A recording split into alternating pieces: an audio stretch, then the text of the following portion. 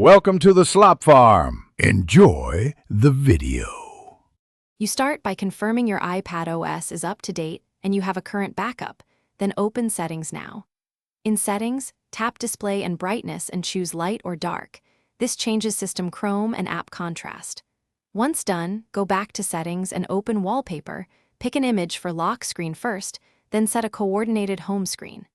Do these first because Appearance plus Wallpaper form the single reliable theme change on iPad.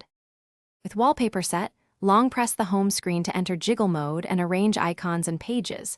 This is crucial because layout affects perceived theme.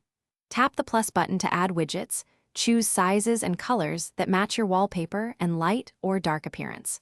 Once you place widgets, move apps into folders or positions that complement the look. Make sure to test both light and dark if you switched appearance, because widgets and wallpapers can look different in each mode. Finish by locking and unlocking the iPad to confirm appearance, wallpaper, and widgets blend as intended. Make incremental tweaks to wallpaper crop or widget selection until satisfied. If wallpaper or widget positions revert, restart the device and reapply your settings. That often resolves transient glitches.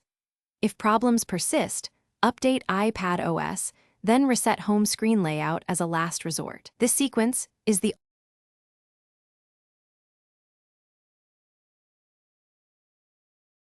Thanks for watching. Consider subscribing if we helped you today.